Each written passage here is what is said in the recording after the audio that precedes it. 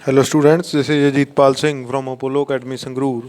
ਤਾਂ ਸਟੂਡੈਂਟ ਆਪਾਂ motion chapter ਆਪਣਾ ਜਿਹੜਾ force and ਲਾਜ਼ of motion chapter the test ਸੀਗਾ, ਤਾਂ ਉਹਦਾ ਮੈਂ ਤੁਹਾਨੂੰ ਇੱਕ you can say model answer paper ਮੈਂ ਤੁਹਾਨੂੰ ਸੈਂਡ ਕਰ ਰਿਹਾ, ਜਿਹੜਾ ਕਿ ਮੈਂ ਖੁਦ ਆਨਸਰ ਕੀਤੇ ਨੇ ਉਹ। ਠੀਕ ਹੈ, ਅਤੇ ਅੱਗੇ ਤੋਂ ਮੈਂ ਉਮੀਦ ਕਰਦਾ ਵੀ ਤੁਸੀਂ ਵੀ ਉਸੇ ਤਰ੍ਹਾਂ ਹੀ ਇੱਕ ਪ੍ਰੋਪਰ ਪੈਟਰਨ ਨਾਲ, ਪ੍ਰੋਪਰ ਚੰਗੇ ਵੇਅ ਨਾਲ ਆਪਦੇ ਆਨਸਰ ਅਟੈਂਪਟ ਕਰਕੇ ਮੈਨੂੰ ਸੈਂਡ ਕਰੋਗੇ, ਕਿਉਂਕਿ ਮੈਂ ਦੇਖਿਆ ਤੁਹਾਨੂੰ ਕੁਐਸਚਨ ਅਟੈਂਪਟ ਕਰਨੇ ਹੀ ਨਹੀਂ ਆਉਂਦੇ। ਮੈਨੂੰ ਨਹੀਂ ਪਤਾ ਤੁਸੀਂ 8th ਤੱਕ ਕੀ ਸਿੱਖਿਆ ਕੀ ਨਹੀਂ ਸਿੱਖਿਆ, ਬਟ ਜੇ ਹਜੇ ਤੱਕ ਵੀ ਤੁਹਾਨੂੰ ਆਨਸਰ ਅਟੈਂਪਟ ਨਹੀਂ ਕਰਨੇ ਆਏ ਬੇਟਾ, then I am very sorry for that. ਠੀਕ ਹੈ, ਤੁਹਾਨੂੰ ਸ਼ਾਇਦ ਸਿੱਖ ਲੈਣਾ ਚਾਹੀਦਾ ਸੀ ਹੁਣ ਤੱਕ ਤਾਂ, ਬਟ ਹਜੇ ਵੀ ਕੁਛ ਨਹੀਂ ਵਿਗੜਿਆ।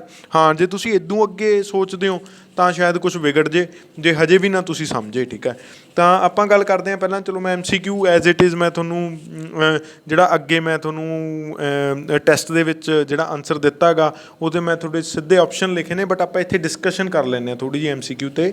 Newton's first law is the option number A is the right answer, quantitative analysis of force. ठीक है बेटा, एक option number B qualitative analysis of force आऊगा। ठीक है, इत्थे दा आंसर आऊगा ऑप्शन नंबर बी।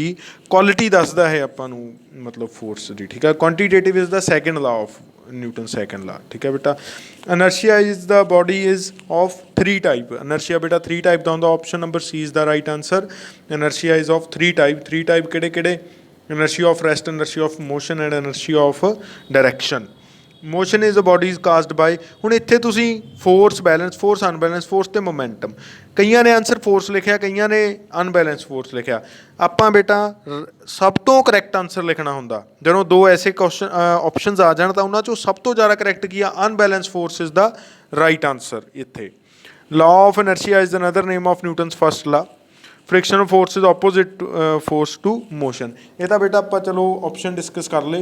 अगे जो मैं थोनों आंसर दूँगा वो मैं थोड़ा जहा जोड़ा ऑप्शन नंबर ए ही लिख रखा फस्ट का, but that is not a. The right answer is option number B. तो वो थोड़ा ख्याल रखियो। ठीक है, now we will discuss about जोड़ा मैं थोनों आंसर शीट तुसी किस तरह नाल काम करना। तो फस्ट का आंसर इत्थे बी आना सी। ठीक है, बी ऑप्शन लिख लियो। Then second C, third C, fourth B and fifth A. चलो 1 मार्क ते चलते हैं बेटा आप। State Newton's first law. हुण इत्थे तुसी की करदे हो? तुसी स्टेटमेंट याद ही नहीं कीती, तुसी लिख कित्थों दोगे जिन्ना टाइम तुसी स्टेटमेंट याद ही नहीं कीती बेटा। तुसी याद करना ही नहीं चाहुंदे, क्योंकि ਤੁਹਾਨੂੰ ਐ ਲੱਗਦਾ ਇਟ ਇਜ਼ 8th ਕਲਾਸ, ਅਤੇ ਜਿਵੇਂ 8th ਕਲਾਸ ਦੇ ਵਿੱਚ ਆਪਾਂ ਗੱਪ ਛੱਪ ਮਾਰ ਕੇ ਆਨਸਰ ਕਰ ਦਿੰਦੇ ਸੀ। ਸਾਇੰਸ 'ਚੋਂ ਵਧੀਆ ਨੰਬਰ ਆਏ ਸੀ, 80 ਚੋਂ 56 ਆ ਗਏ, 54 ਆ ਗਏ। ਬੇਟਾ 9th ਕਲਾਸ ਦੇ ਵਿੱਚ ਉਹ ਚੀਜ਼ ਨਹੀਂ ਚੱਲਣੀ। ਮੈਂ ਤੁਹਾਨੂੰ ਬਾਰ-ਬਾਰ ਦੱਸ ਰਿਹਾ, ਤੁਹਾਨੂੰ ਬਾਰ-ਬਾਰ ਵਾਰਨ ਕਰ ਰਿਹਾ। ਠੀਕ ਹੈ, ਤਾਂ ਸਟੇਟਮੈਂਟ ਦਾ ਮਤਲਬ ਹੁੰਦਾ ਜਿਹੜੀ ਚੀਜ਼ ਤੁਹਾਨੂੰ ਬੁੱਕ 'ਚ ਲਿਖੀ ਗਈ ਆ ਤੁਸੀਂ ਐਜ਼ ਇਟ ਇਜ਼ ਲਿਖਣੀ ਆ। ठीक है, तो थोनू जोड़ा न्यूटनस फस्ट ला सी वो इस तरह लिखा गया सी।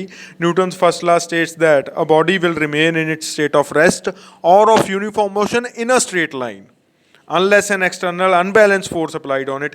तुसीं किसी ने इहदी स्टेटमेंट सही लिखी ही नहीं है, तुहाडे सारिਆਂ ਦੀ स्टेटमेंट गलत है, क्योंकि तुहानूं लगदा भी शायद स्टेटमेंट लिखना ਜਾਂ फिर ਇਹ ਤਾਂ ਰੱਟਾ ਹੋ ਗਿਆ। ਜੇ ਬੇਟਾ ਇਹ ਰੱਟਾ, क्योंकि न्यूटन ने ਇਹ ਚੀਜ਼ ਬੋਲੀ ਆ ਤਾਂ ਤੁਹਾਨੂੰ ਉਹ ਰੱਟਾ ਹੀ ਲਾਉਣਾ ਪਊਗਾ। ਜਿਵੇਂ ਤੁਸੀਂ ਫਿਲਮਾਂ ਦੇ ਡਾਇਲੌਗ ਯਾਦ ਕਰਦੇ ਹੋ ਨਾ, ਉਹ ਵੀ ਰੱਟਾ ਹੀ ਹੁੰਦਾ ਨਾ, ਤਾਂ ਇੱਥੇ ਸਟੇਟਮੈਂਟ ਦਾ ਮਤਲਬ ਹੁੰਦਾ ਉਹਦਾ ਡਾਇਲੌਗ, ਤਾਂ ਉਹ ਵੀ ਤੁਹਾਨੂੰ ਰੱਟਾ ਹੀ ਲਾਉਣਾ ਪਊਗਾ। ਠੀਕ ਹੈ, ਨੈਕਸਟ ਆ ਜਾਓ। ਵਾਟ ਡੂ ਯੂ ਮੀਨ ਬਾਈ ਇਨਰਸ਼ੀਆ?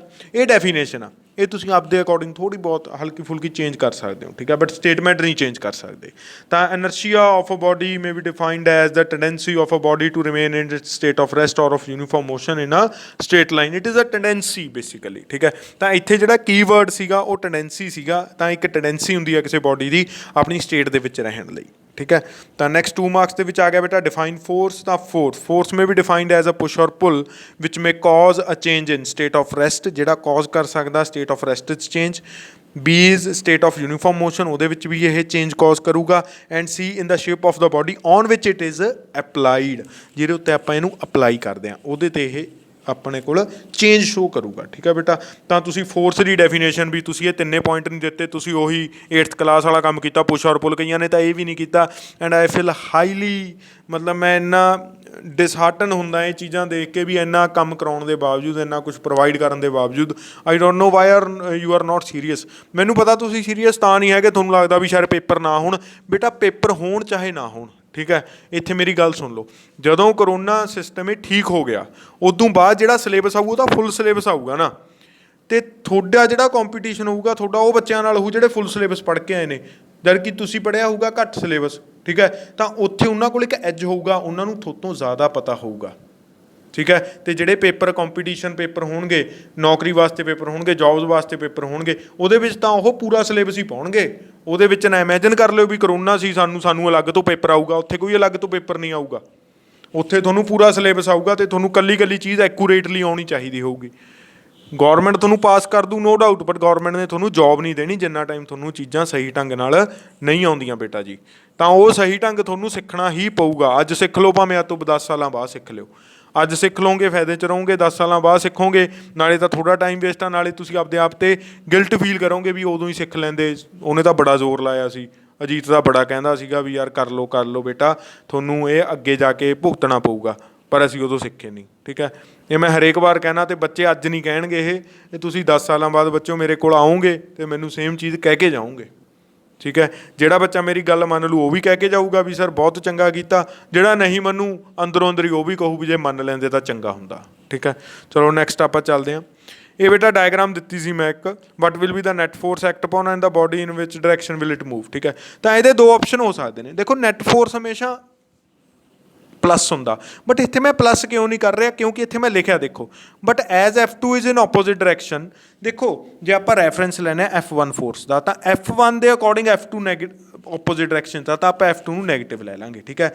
ਤਾਂ F1 ਪਲੱਸ ਬ੍ਰੈਕਟ ਸ਼ੁਰੂ ਮਾਈਨਸ F2 ਕਰ ਦਾਂਗੇ, 9 ਮਾਈਨਸ 11 ਤਾਂ -2 ਯੂਨਿਟ ਆਨਸਰ ਆ ਗਿਆ। ਹੁਣ ਇਹ ਜਿਹੜਾ ਨੈਗੇਟਿਵ ਸਾਈਨ ਆ ਇਹ ਇੰਡੀਕੇਟ ਕੀ ਕਰਦਾ, ਇਹ ਨੈਗੇਟਿਵ ਸਾਈਨ ਇੰਡੀਕੇਟ ਕਰਦਾ ਵੀ ਜੇ ਮੈਂ 11 ਮਾਈਨਸ ਦਾ ਲਿਆ ਤਾਂ ਮੇਰੇ ਕੋਲ ਆਨਸਰ ਆ ਜਿਹੜਾ ਉਹ ਵੀ ਮਾਈਨਸ 'ਚ ਆਇਆ। ਇਹਦਾ ਮਤਲਬ ਜਿਹੜਾ 11 ਯੂਨਿਟ ਵਾਲੀ ਫੋਰਸ ਦੀ ਡਾਇਰੈਕਸ਼ਨ ਸੀ ਉਹੀ ਡਾਇਰੈਕਸ਼ਨ ਮੇਰੀ ਨੈਟ ਫੋਰਸ ਦੀ ਆ, ਮਤਲਬ ਇਨ ਦਾ ਲੈਫਟ ਹੈਂਡ ਸਾਈਡ, ਇਹ ਲੈਫਟ ਹੈਂਡ ਸਾਈਡ ਨੂੰ ਜਾਊ। ਤਾਂ ਮੈਂ ਇੱਥੇ ਲਿਖਿਆ, ਇਹ ਲਿਖਣਾ ਜ਼ਰੂਰੀ ਆ ਜੇ ਤੁਸੀਂ ਆਹ ਸਮਝ ਕੇ ਨਾ ਡਾਇਰੈਕਸ਼ਨਾਂ ਕਿਵੇਂ ਲੈਣੀਆਂ ਨੇ। ਦੇਖੋ ਰੈਫਰੈਂਸ ਪੁਆਇੰਟ ਆਪਾਂ ਇੱਥੇ 9 ਮੰਨਿਆ ਹੋਇਆ, 9 ਨੂੰ ਰੈਫਰੈਂਸ ਮੰਨਿਆ ਹੋਇਆ, ਤਾਂ ਉਹਦੇ ਆਪੋਜ਼ਿਟ 11 ਆ, ਤਾਂ ਕਰਕੇ ਆਪਾਂ 11 ਨੂੰ ਮਾਈਨਸ 'ਚ ਦਿੱਤਾ ਅਤੇ ਆਨਸਰ ਵੀ ਮਾਈਨਸ 'ਚ ਹੀ ਆਇਆ। ਇਹਦਾ ਮਤਲਬ ਜਿਹੜੀ ਡਾਇਰੈਕਸ਼ਨ -11 ਦੀ ਸੀ ਉਹੀ ਡਾਇਰੈਕਸ਼ਨ ਮੇਰੇ ਕੋਲ ਨੈਟ ਫੋਰਸ ਦੀ ਆ, ਉਸੇ ਡਾਇਰੈਕਸ਼ਨ ਦੇ ਵਿੱਚ ਬੋਡੀ ਮੂਵ ਕਰੂਗੀ। Negative sign indicates that direction of body will be same as the direction of 11 unit force that is in left direction. ਹੁਣ ਮੈਂ ਕੀ ਕੀਤਾ, ਹੁਣ ਮੈਂ ਰੈਫਰੈਂਸ ਮੰਨ ਲਿਆ 11 ਨੂੰ ਅਤੇ ਨੈਗੇਟਿਵ ਮੈਂ ਮੰਨੂ 9 ਨੂੰ, ਠੀਕ ਹੈ। ਦੋਨੇ ਵੇ ਦੇ ਵਿੱਚ ਜਿਹੜੀ ਡਾਇਰੈਕਸ਼ਨ ਆਊ ਉਹ ਲੈਫਟ ਹੈਂਡ ਸਾਈਡ ਆਊ। ਦੇਖੋ ਕਿਵੇਂ ਆਊਗੀ, net force is F2 plus F1, here we are taking F1 as negative, so F2 plus minus of 9 ਤਾਂ 2 ਯੂਨਿਟ ਆ ਗਿਆ। ਹੁਣ ਦੇਖੋ ਇੱਥੇ 11 ਮੈਂ ਕੀ ਲਿਆ ਸੀ ਪੋਜ਼ੀਟਿਵ, ਜਿਹੜਾ ਨੈਟ ਫੋਰਸ ਆਇਆ ਉਹ ਵੀ ਪੋਜ਼ੀਟਿਵ ਆਇਆ, ਇਹਦਾ ਮਤਲਬ 11 ਦੀ ਹੀ ਡਾਇਰੈਕਸ਼ਨ 'ਚ ਨੈਟ ਫੋਰਸ ਜਾਊਗਾ, ਠੀਕ ਹੈ।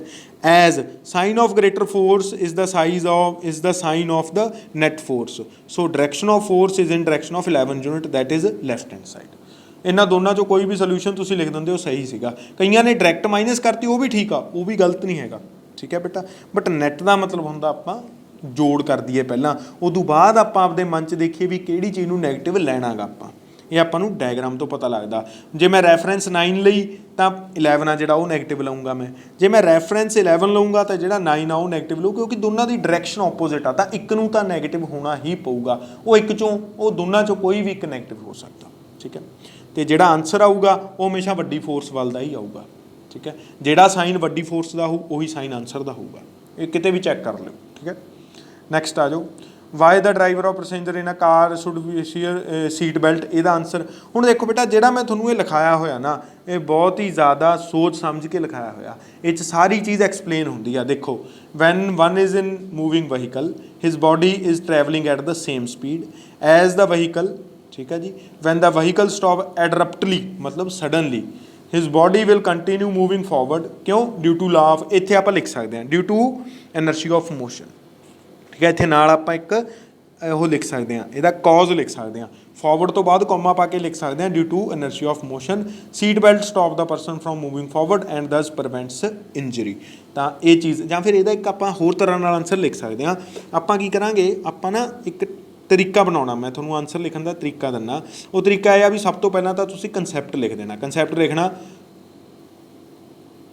Driver and passenger should wear seat belt due to energy of motion. ਉੱਥੋਂ ਨਾ ਟੀਚਰ ਨੂੰ ਪਤਾ ਲੱਗ ਗਿਆ ਵੀ ਇਹਨੂੰ ਪਤਾ ਬੇਸਿਕ ਕੰਸੈਪਟ ਕੀ ਆ, ਐਨਰਜੀ ਆਫ ਮੋਸ਼ਨ, ਤੇ ਇਹਦਾ ਆਨਸਰ ਆਊਗਾ।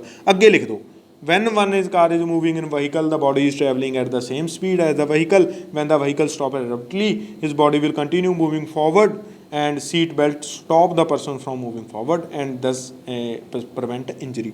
ਉੱਥੋਂ मतलब टीचर ਨੂੰ फर्स्ट लाइन तो ही पता लग गया ਤੁਹਾਡਾ आंसर किधर ਨੂੰ जा ਰਿਹਾ। ठीक है, ਨੈਕਸਟ ਦੇਖੋ, ਨੈਕਸਟ ਇਜ਼ ਕੀ ਸੀਗਾ, when a carpet is beaten with a stick dust particle comes out by, ਹੈ ਨਾ, ਇਹ ਸੀ। ਤਾਂ this happens due to inertia of rest, ਇਹਦਾ ਫਸਟ ਲਾਈਨ ਇਹ ਲਿਖ ਦਿਓ। ਨੈਕਸਟ ਲਿਖੋ, dust particle come out of the blanket when beaten with a stick due to inertia of rest on beating the carpet with a stick fibres of the carpet come in motion but dust particle tends to maintain their rest position, hence they fall back and separate out.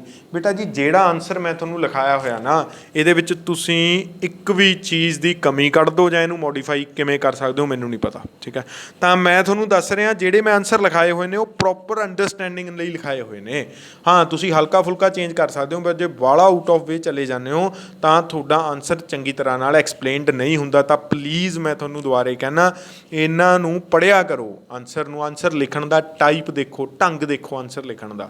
ਸਭ ਤੋਂ ਪਹਿਲਾਂ ਤਾਂ ਉਹ concept ਲਿਖੋ ਜਿਹੜਾ ਤੁਸੀਂ, ਜਿਹਦੇ ਬਿਨਾਂ ਤੇ ਤੁਸੀਂ, ਜਿਹਦੇ ਬੇਸਿਸ ਤੇ ਤੁਸੀਂ ਆਨਸਰ ਦੇਣਾ ਚਾਹੁੰਦੇ ਹੋ। ਠੀਕ ਹੈ, ਚਲੋ ਨੈਕਸਟ ਆ ਜਿਹੜਾ ਉਹ ਬਾਲ ਵਾਲਾ ਵੀ ਰਨਿੰਗ ਕਰਨੀ ਪੈਂਦੀ ਆ ਉਹਨੂੰ। ਕਹਿੰਦਾ running from a long distance of a bowler the ball he and ball both gain speed and have an increased inertia of motion. Due to this increased inertia of motion the bowler is able to throw ball at a fast speed। ਦੇਖੋ ਹੁਣ ਹਰੇਕ ਚੀਜ਼ ਦੇ ਵਿੱਚ ਮੈਂ ਇਨਰਸ਼ੀਆ of motion ਵੀ ਲਿਖਿਆ, ਇਨਰਸ਼ੀਆ of rest, ਮੈਂ ਕੱਲਾ ਇਨਰਸ਼ੀਆ ਨਹੀਂ ਲਿਖਿਆ, ਕਿਉਂਕਿ ਜੇ ਤੁਸੀਂ ਕੱਲਾ ਇਨਰਸ਼ੀਆ ਲਿਖਦੇ ਹੋ, ਕੱਲਾ ਇਨਰਸ਼ੀਆ ਤਾਂ 3 ਤਰ੍ਹਾਂ ਦਾ ਹੁੰਦਾ, ਉਹ 3 ਵਿੱਚੋਂ ਕਿਹੜਾ ਇਨਰਸ਼ੀਆ ਆਪਾਂ ਯੂਜ਼ ਕਰ ਰਹੇ ਹਾਂ, ਕਿਹੜੇ ਇਨਰਸ਼ੀਆ ਦੇ ਅਕੋਰਡਿੰਗ ਆਪਾਂ ਇਹ ਆਨਸਰ ਦੇ ਰਹੇ ਹਾਂ।